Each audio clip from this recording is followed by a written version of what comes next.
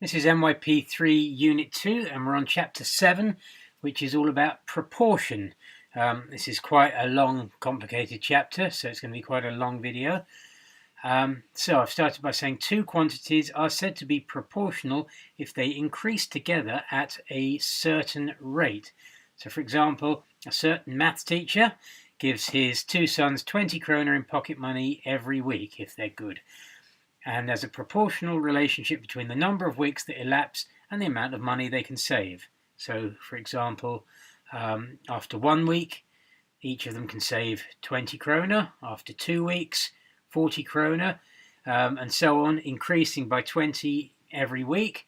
So, generally speaking, y equals 20x. If x is the number of weeks and y is the amount of money they can save, y equals 20x because they can save 20 kroner each week.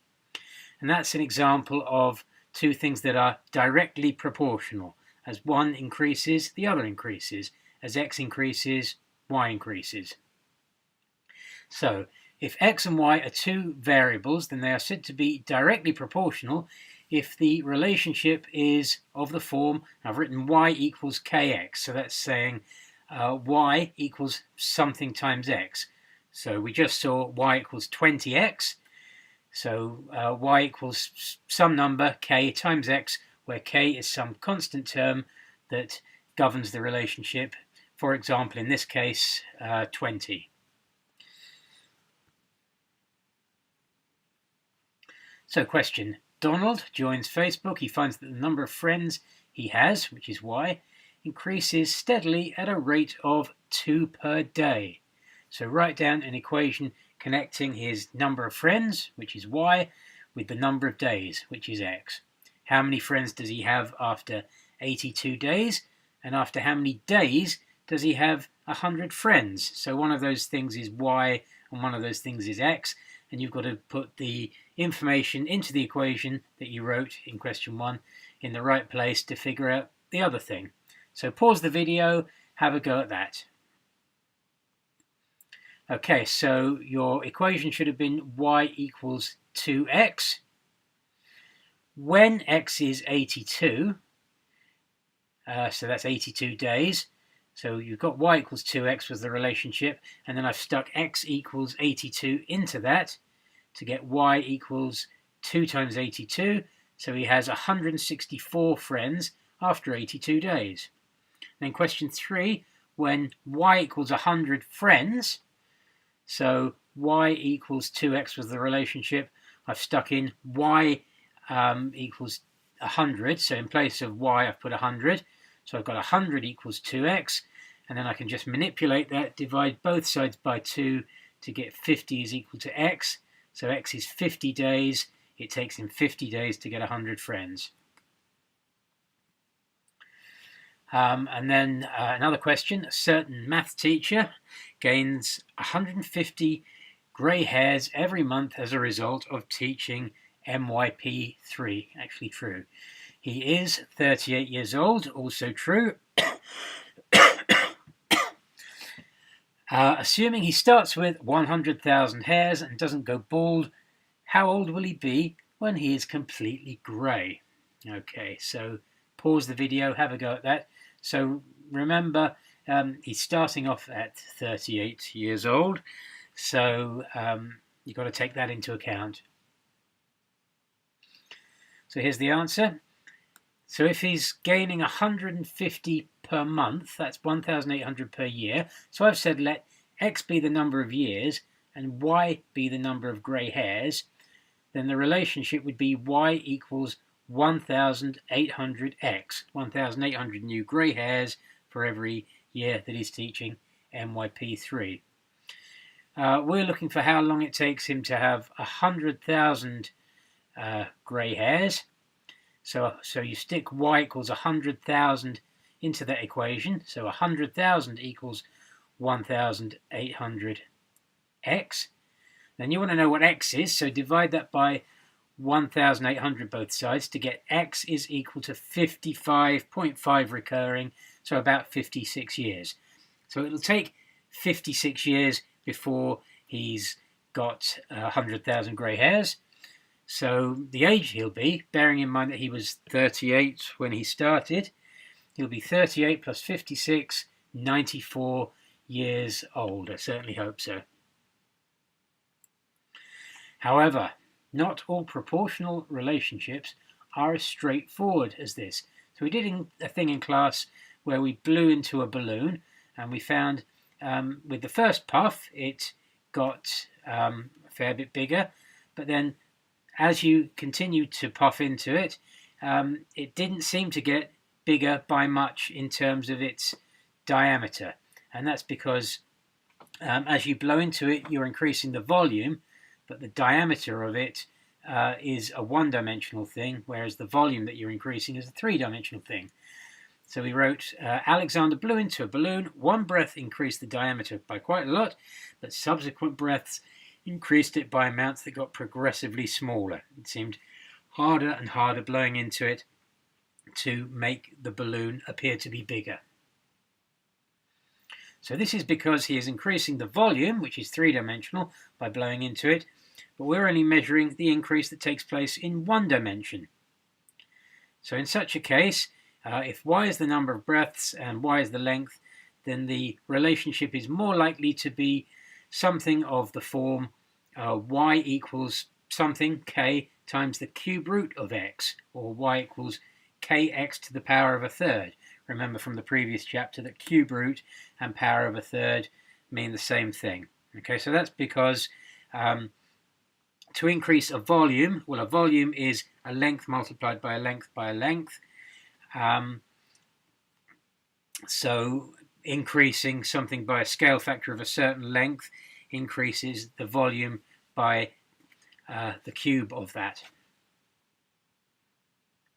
So here's an exam type question example. So it's the same sort of thing, but how it would be set up as an exam question. A certain math teacher is blowing up balloons for the school party. The diameter of the balloon, d, is thought to be proportional to the cube root of the number of puffs, p, i.e., here's the key thing, d equals kp to the third. So d and p are two variable things, the diameter of the balloon and the number of puffs, and k is some term, some value, some constant number that is that makes the relationship correct for this particular situation. An exam situation will typically give you an equation like that, so you don't usually have to worry too much about modelling the situation mathematically. They'll often give you the mathematics on a plate and give you an idea of what the equation should be. So you're given d equals kp to the power of a third, where d is the diameter and p is the number of puffs. So both of those two are variable things that change with each other. And then k is some number that is constant for this relationship. And then they tell you, in an exam type question, they would tell you a couple of values. So they might tell you when p equals 1, d equals 13.5. And then you have to find the value of k. And then question 2, what is the diameter after 2 puffs, 3 puffs, 4 puffs? So we did that in class, and come and see me if you're missing that. Right, this is an exam question that I'm going to go through fully with the answers on this video. So the mass m of a sphere varies directly with the cube of its radius, r. You've got to be very careful about reading the wording of that. M equals 160 when r equals 2. Find m when r equals 5. So, in answering that, we notice that it says the mass varies directly with the cube of its radius. So the cube of its radius is r cubed, the cube of r.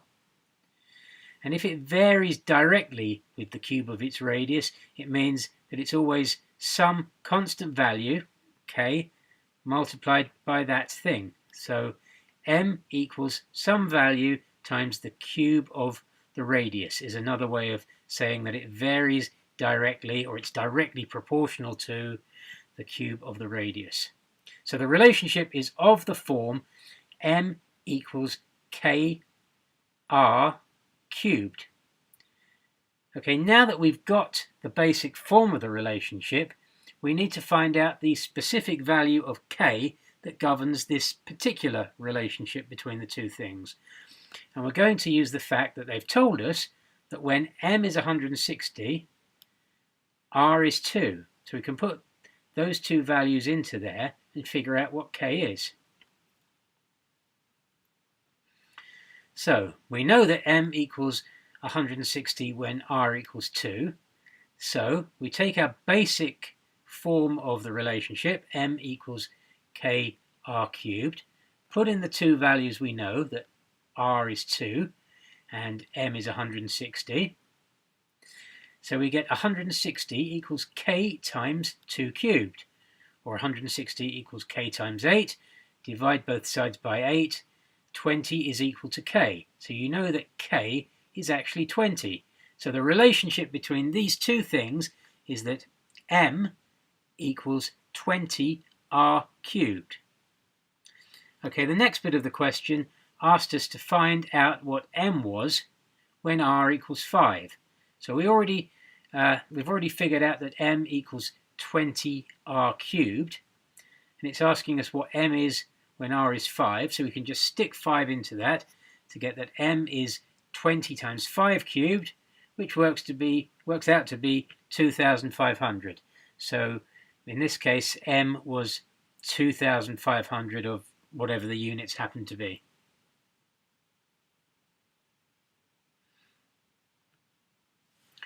So here's a question for you to try. Q is directly proportional to the square of C. Q equals 72 when C equals 3. Find Q when C equals 9. So you've got to take the description, Q is directly proportional to the square of C, turn that into some kind of an equation between Q and C, and involving some unknown value k, and then you've got to figure out what that k is by putting in those two values of q and c. So it's very similar to the previous question. So rewind the video if you rewind. It's not a videotape, is it? Play it back if you want to revise on that, but do pause it and have a go at this question. Okay, so I hope you paused that. So Q is directly proportional to the square of C. So in other words, the relationship is of the form Q equals something times C squared. Q equals KC squared. And we're given the information that Q equals 72 when C equals 3. So we can put those two values in and get 72 equals K times 3 squared. 72 equals K times 9.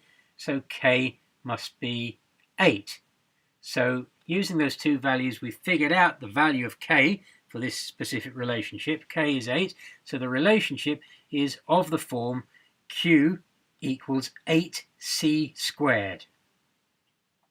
Now that we know the form of the relationship, we can find out what Q is when C equals 9, just by sticking 9 into that.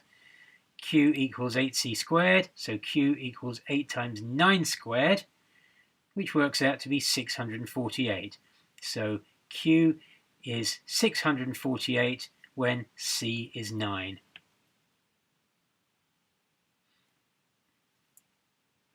Okay, so now try this one. Z is directly proportional to the square root of J. Okay, so you've got to think how you're going to write that information. Z equals something times the square root of J. When J is 100, Z equals 50. Calculate Z when J equals 64. And then the other way around, calculate J when Z equals 35. So that was a homework. And we will have a look at the answer now. Pause the video if you haven't done it yet. Okay, so first of all, z is directly proportional to the square root of j. So in other words, z equals some value, k, that we've got to figure out, times the square root of j. Or if you prefer, you might want to write that as z equals k times j to the half, remembering that square root is the same as power of a half. When j is 100 and z equals 50, because we're told that j equals 100 and z equals 50, you put those values in and you get 50 equals k times the square root of 100. Or in other words, 50 equals 10 times k, so you can work out that k is 5. So the particular relationship between z and j is that z equals 5 times the square root of j. Now that we've figured out the relationship, we can calculate what z is when j is 64 and what j is when z is 35. So when j equals 64, you just stick j equals 64 into the equation, and it works out to be z equals 40. And then when z equals 35, so you just replace z with 35 in the equation. 35 equals 5 times the square root of j. Divide both sides by 5 to get 7 is the square root of j. So square both sides, and j is 49. So j is 49 is the answer to that. Now it gets fun, because quantities can also be inversely proportional. That means that as one increases, the other decreases. So for example, the amount of time you spend watching TV, if the more that goes up, then maybe you might expect your academic performance to go down. So, unless it's my YouTube videos, of course.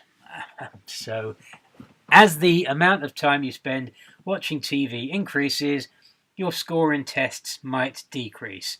So relationships like that, where as one gets bigger, the other gets smaller, they're called inversely proportional, and they take that form, y equals k over x. So the one variable equals some constant value divided by the other thing.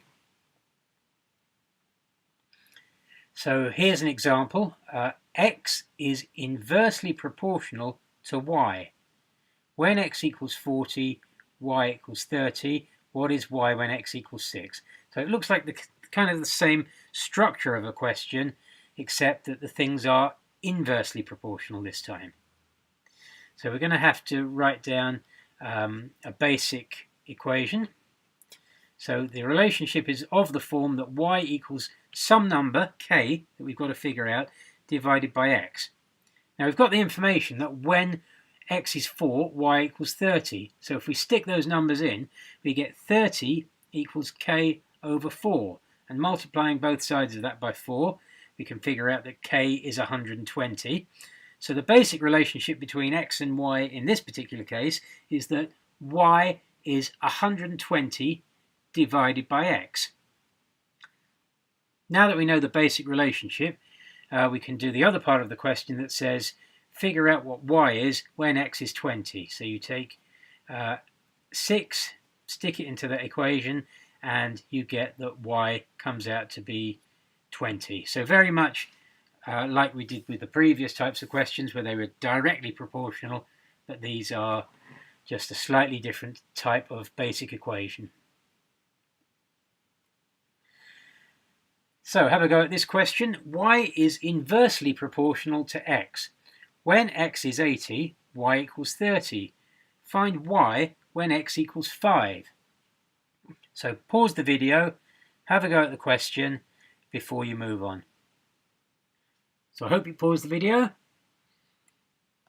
So the basic relationship is that y equals some value, k, that we've got to figure out divided by x. We've got the information that x equals 80 when k equals 30. So we can stick those numbers in and we get 30 equals k divided by 80. Multiplying both sides of that by 80 in this case, we can figure out that k is 2,400. So the basic relationship in this case is that y equals 2,400 divided by x. Now that we've got the basic relationship, we can work out some values of x given values of y, or vice versa. So when x equals 5, now that we've got the relationship, we can figure out what y is. So y must be 2,400 divided by 5, and that works out to be 480. So homework was 2 questions from some old exams on a sheet that you got. And in fact, here were the answers. So I won't go through the explanation, but come and see me if you are in any doubt. That's question 1. And that was question 2.